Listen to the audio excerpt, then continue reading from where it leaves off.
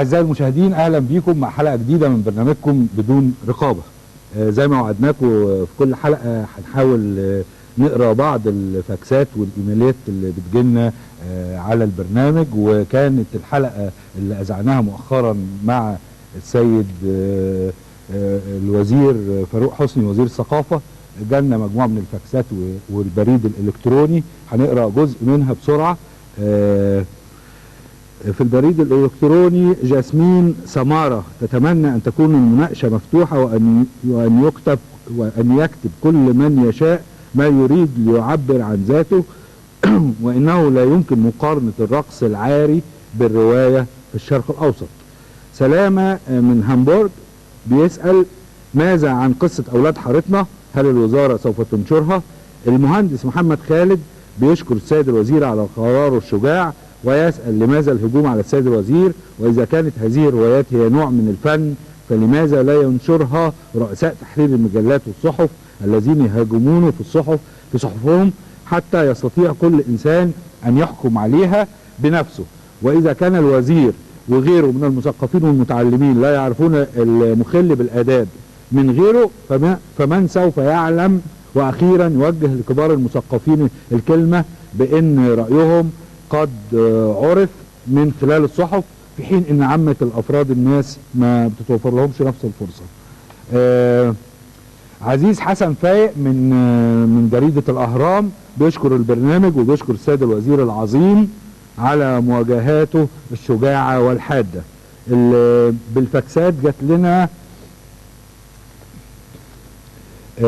الصحفي الاستاذ عطا عبد العال بيقول ان هناك بعض القصص والروايات التي صدرت عن هيئة اصول الثقافة في فترات سابقة قبل عهد علي ابو شادي وتحمل اشارات جنسية صارخة كتبها افراد ليسوا بمبدعين من وجهة نظره طبعا، فما هو الموقف تجاه ذلك؟ بيسأل بأثر راجع يعني. مهندس مصطفى نوفل بيقول ان شعوره قد تغير تجاه السيد الوزير بعد هذا الموقف، وان هو ما كانش بيحبه قبل كده وان دلوقتي بيحبه جدا، وكذلك الكثير غيره من الافراد، فله كل الود والتقدير طبعا للوزير. ويقول ان الثقافة ليست حكرا على فئة بعينها من ابناء مصر، وملحوظة بانه لا يتبع اي تيار سياسي او عقائدي وليس له مصلحة عند الوزير.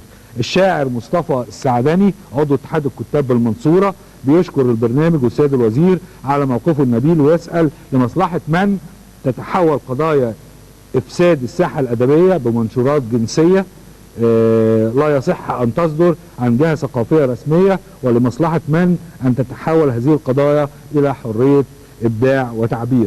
المهندس محمود حافظ بيوجه كلمته للسيد الوزير بان الموضوع اخذ اكتر من حقه لانه مفوض من قبل الحكومة المصرية بالحفاظ على التراث الثقافي والديني، وله كل الحق فيما قد اتخذ من قرار، فليكفي مزيد من التوضيحات وننتقل الى المفهوم العام لمستقبل الثقافة بمصر.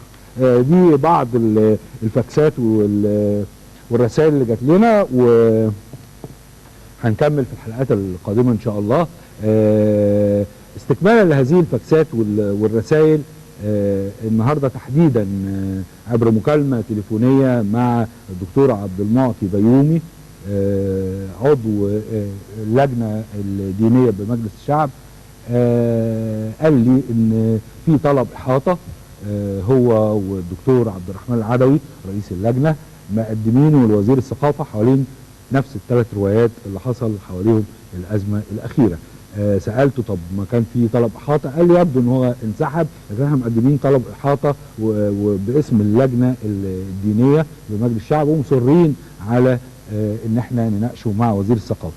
في الحقيقة هذا الموضوع يعني اثار الكثير من الاراء، لكن هنلخص بقى عشان يعني نخش على صلب الموضوع على طول. تقريبا انقسمت الاراء الى 3 اقسام رئيسية. قسم بيرى ان مش وظيفة وزارة الثقافة انها تنشر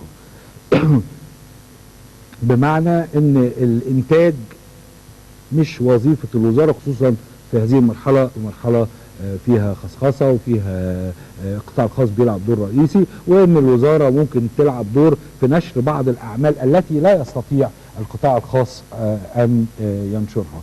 في وجهة نظر اخرى بترى ان ده دور وزارة الثقافة، افساح الفرصة للمبدعين اللي مش شرط يتلقفهم القطاع الخاص، وان ده احد اشكال دعم النشاط الادبي بانها تنتج وتنشر هذه الروايات.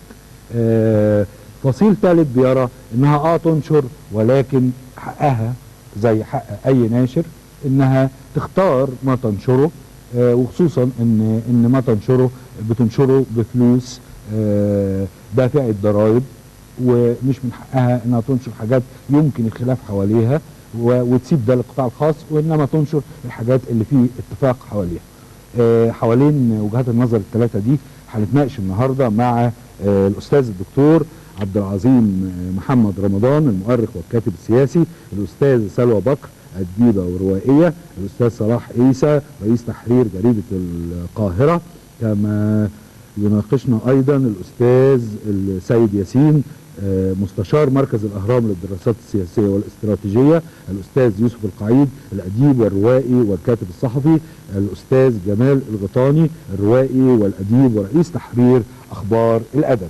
أهلا بيكم ومشرفينا، وبنتمنى في النهاية يعني في ثقة طبعا في ان الجميع جميع من هم على هذه المائدة او خارجها بالتأكيد حريصين على مصلحة الوطن، ولكن هناك خلاف في مصلحة الوطن دي كيف تتحقق.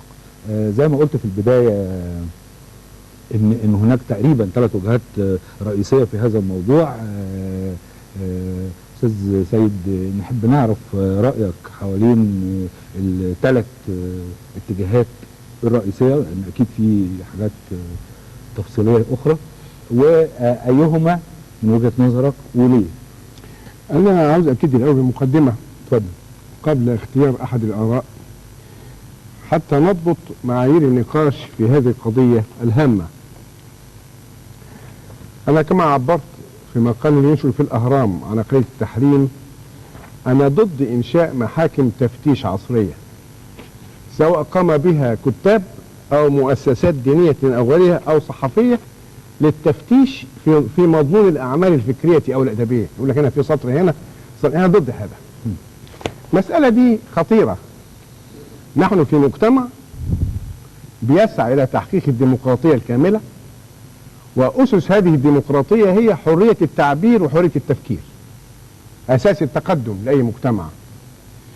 ما بنقولش الحرية مطلقة ولا كاملة، هناك ضوابط وقيود أيضا هنتكلم عنها. اما أنا ضد بقى أن تبقى في حملات أسميها حملات غوغائية صحفية أو فكرية، كما حدث في جريدة الشعب بالنسبة ليونت عشام البحر. الحملة التي تمت بسميها أنا الغوغائية السياسية والفكرية للصحافة. المفروض مؤسسات المجتمع المدني بتسعى عشان تاخد الحرية، مش تضرب الحرية. فده حصل العكس من تيار محافظ تقليدي سياسي من أنصار الدولة الدينية. أنا ضد هذا. الرقابة على الضمائر والتفتيش، محاكم تفتيش. وضد برضه مؤسسات الدينية كالأزهر أو غيرها يقول لك أنا هفتش. لا، مفيش كده. عندنا قانون والقانون بيضبط هذه العملية. إذن ده النقطة الأولى ضد حكاية التفتيش دي. النقطة الثانية حرية الإبداع. المفروض الذي يرعاها في المقام الأول هو الأديب والمفكر والمبدع. المفروض أن يتحلى بحساسية اجتماعية تراعي اللحظة التاريخية التي يمر بها المجتمع، نسخ القيم السائدة، محاولته حتى التغيير الاجتماعي ينبغي أن تكون بحذر وبذكاء فيما يسمى استراتيجية الكتابة، حتى لا تصادم مباشرة مع عقائد الناس. النقطة الأساسية بنقول فيها وجهة نظري الخاص، لا ينبغي أن نمس عقائد الناس سواء كنا كتابا أو باحثين أو أدباء. مسألة مهمة. وفي نفس الوقت لا ينبغي في كتاباتنا إذا كنا مبدعين روائيين أن ننشر أو نكتب بطريقة فيها خدش للآداب العامة. ما هو المعيار؟ سؤال مطروح. المعيار بيحدده قانون مطبوعات، بيقول ممنوع تداول مطبوعات فيها ازدراء للأديان، وأنا أؤيد هذا. من سيحدد المعيار؟ القضاء. القاضي مهمته حين إنزال النص مراعاة التغير الاجتماعي في المجتمع. ما يعتبر خدشا للحياء من 100 سنة غيره دلوقتي.